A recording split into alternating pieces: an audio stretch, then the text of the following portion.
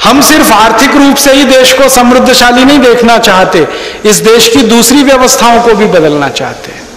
Education हम बदलना चाहते हैं, शिक्षा बदलना चाहते हैं, क्योंकि शिक्षा हमारे देश में आज ऐसी है जो पैसे पर बिकती है। पैसे हैं तो आप पढ़ाई कर सकते हैं, जिनके पास नहीं है वो सिर्फ सपना देख सकते हैं। हमारा भारत दुनिया में अकेला एक ऐसा देश रहा है जहां शिक्षा को कभी पैसे से नहीं जोड़ा गया। शिक्षा हमेशा से इस देश में निशुल्क रही।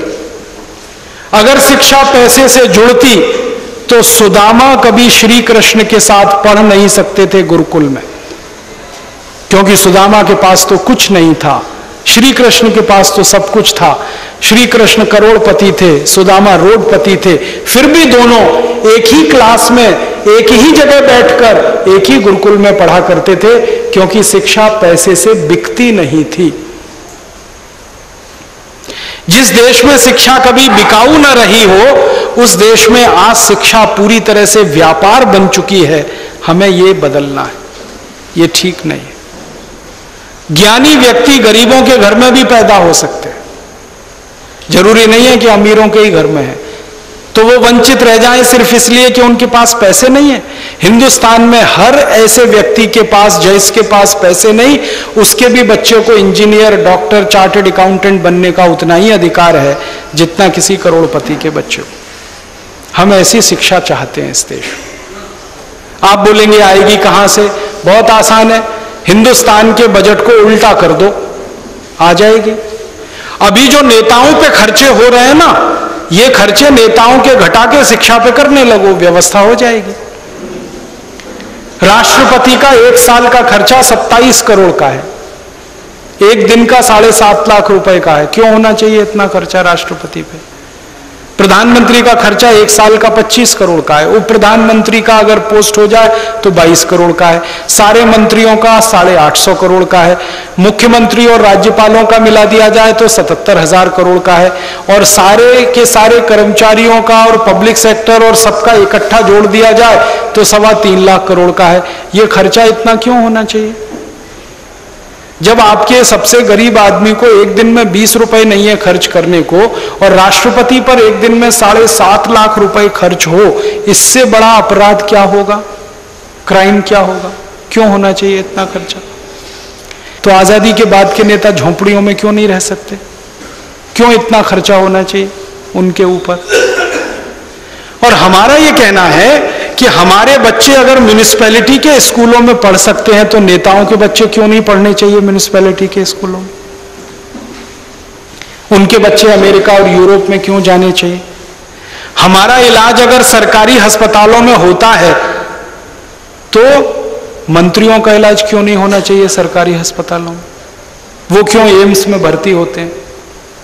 उनके कोई विशेष अधिकार हैं इसलिए ना, हम तो विशेष अधिकार खत्म करना चाहते हैं।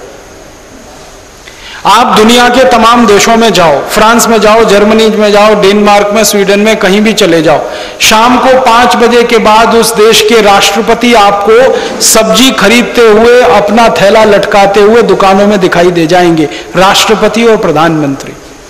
भारत में क्यों नहीं हो सकता? साधारण आदमी की तरह जिंदगी क्यों नहीं बिता सकते? उनको जेड सिक्योरिटी क्यों चाहिए? वो कहते हैं जी इनको मरने का डर है, तो मरने का डर है तो राजनीति में क्यों आए? घर में बैठो। अगर इतना रिस्क नहीं ले सकते तो किसने कहा था पॉलिटिक्स में आने के लिए? घर बैठो ना, अपना धंधा करो, बिजनेस करो। हमारे यहां तो जिन लोगों को मरने का डर नहीं था वही लोग राजनीति में आए थे। भगत सिंह, ऊधम सिंह, चंद्रशेखर, जिनको मरने का ही डर नहीं था, जवान जिंदगी को दांव पे लगा देने का डर नहीं था, वही पॉलिटिक्स में आए थे। तो आजादी के बाद मरने का डर क्या है? सिक्योरिटी पर इतना खर्चा क्यों? और मेरा एक ही कहना है कि अगर इन नेताओं ने किसी का कुछ बिगाड़ा नहीं तो इनको चिंता क्या मरने की? कोई मारेगा क्यों? और अगर इन्होंने बिगाड़ा ही बिगाड़ा है तो इनको क्यों नहीं मार देना चाहिए? क्यों जिंदा रखना?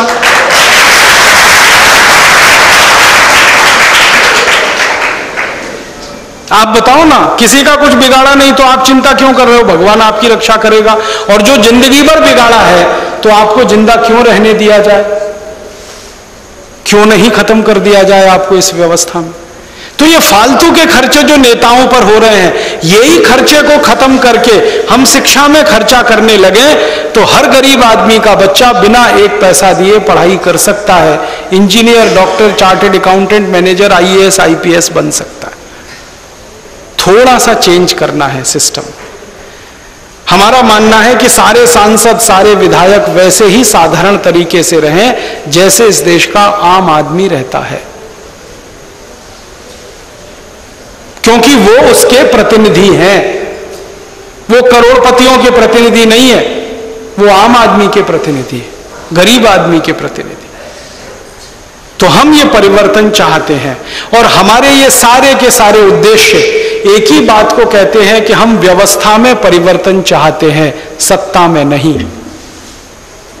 सत्ता में कांग्रेस रहे या बीजेपी, हमको कोई फर्क नहीं पड़ता। हम चाहते हैं ये सिस्टम बदलना चाहिए, नया सिस्टम आना चाहिए।